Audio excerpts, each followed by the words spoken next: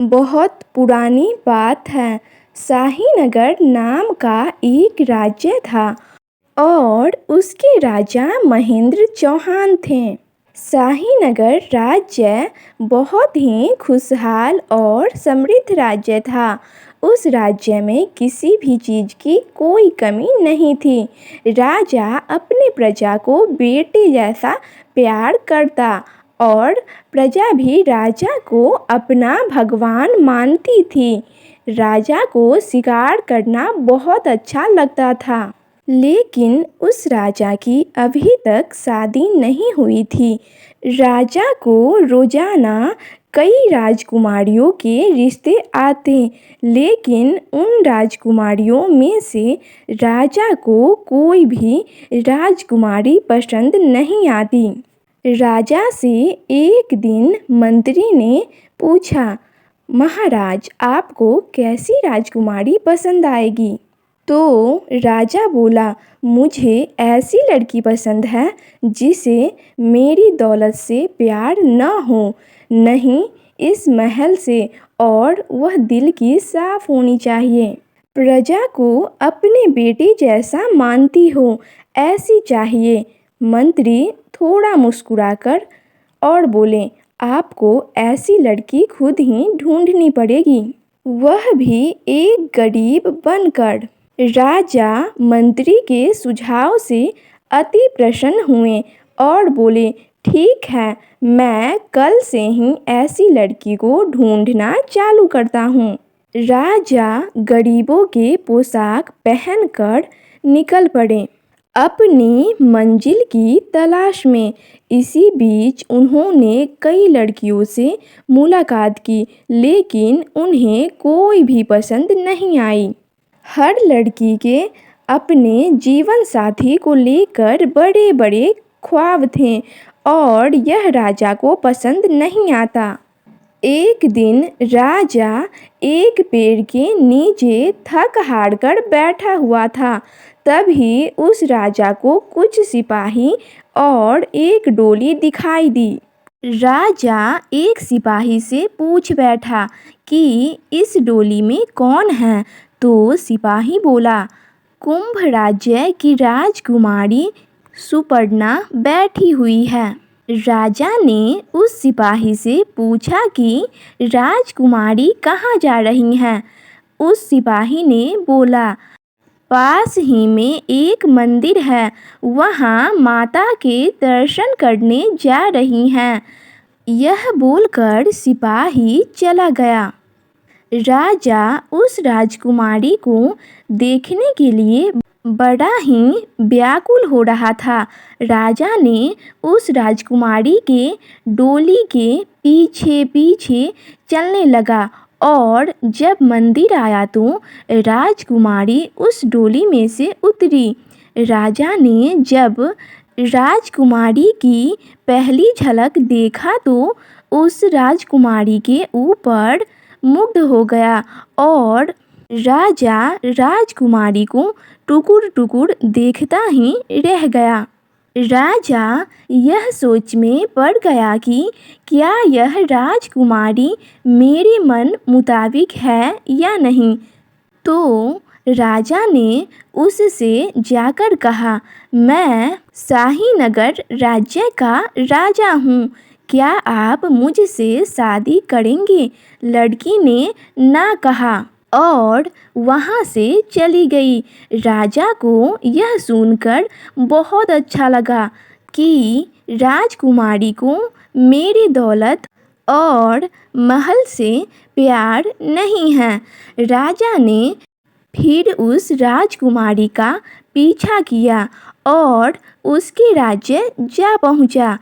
अब राजा को उस राजकुमारी के स्वभाव के बारे में जानना था, तो राजा ने वहाँ के प्रजा से उस राजकुमारी के बारे में जानने की कोशिश की। तो वहाँ के लोग बोलने लगे कि हमारी राजकुमारी देवी है। वह सारी प्रजा को अपने बेटी जैसा प्यार करती है और वह हर सुबह और शाम गरीबों में धन और अनाज बांटती है। उन राजकुमारी के गुणगान सुन के राजा बहुत ज़्यादा खुश हो गया। राजा ने उस राजकुमारी से विवाह करने का निश्चित कर लिया, लेकिन राजकुमारी ने राजा से विवाह करने से बिल्कुल मना कर दिया था। राजा सोच में डूब गया कि अब क्या किया जाए। राजा ने राजकुमारी के पिता से बातें की और कहा कि मैं आपकी बेटी से शादी करना चाहता हूँ। राजकुमारी के पिता ने कहा कि हमारी बेटी को अगर तुम पसंद आए तो हम शादी के लिए राजी हैं। तब राजा ने राजकुमारी से शादी की बात की तो राजकुमारी ने राजा के सामने 3 शर्तें रखी। पहली शर्त, राजा को राजकुमारी को तलवारबाजी में हराना होगा। दोनों में तलवारबाजी होने लगी और अंत में राजा ने राजकुमारी को तलवारबाजी में हरा दिया। फिर राजकुमारी ने राजा के सामने दूसरी शर्त रखी और कहा कि तुम्हें अगर मुझसे शादी करनी है तो तुम्हें प्रजा में से किसी एक की हत्या करनी होगी। राजा ने यह दूसरी शर्त सुनकर राजकुमारी से विवाह करने से इनकार कर दिया और कहा कि प्रजा मेरे लिए मेरे बेटी जैसे हैं, मैं उनकी हत्या नहीं कर सकता। यह सुनकर राजकुमारी प्रसन्न हुई और कहा तुम दूसरी शर्त भी जीत गए और कहा कि मैं तुम्हारी परीक्षा ले रही थी कि तुम अपने प्रजा से प्यार करते हो या फिर नहीं। राजकुमारी ने फिर राजा के सामने तीसरी और आखिरी शर्त रखते हुए कहा कि तुम्हें एक पहेली सुलझानी होगी और वह पहेली यह है, आपके पास 8 सिक्के हैं जो देखने में एकदम एक समान हैं। आपको पता लगाना है कि उसमें से एक सिक्का कौन सा नकली है और नकली सिक्का सभी सिक्कों से वजन में थोड़ा सा ज़्यादा है।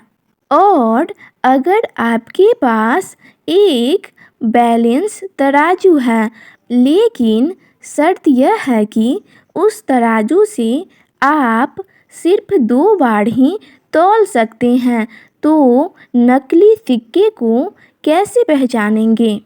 राजा थोड़ा सोचने लगा।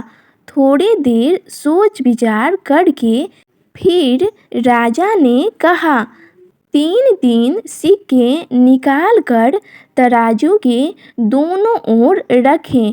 अगर दोनों पलड़ा बराबर है तो इन 6 सिक्कों को छोड़कर बचे 2 सिक्कों को एक एक पलड़े में रखें।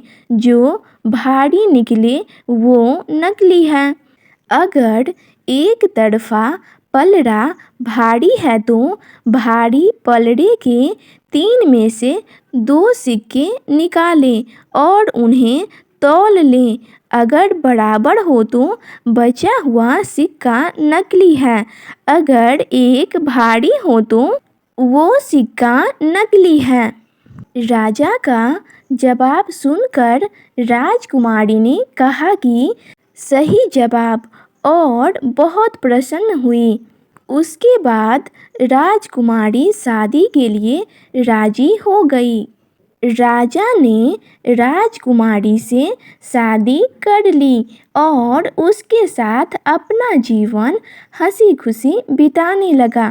तो आपको यह कहानी कैसी लगी कमेंट सेक्शन में ज़रूर बताइएगा। और अगर आप हमारे चैनल पे पहली बार आए हैं तो चैनल को सब्सक्राइब करना मत भूलिएगा।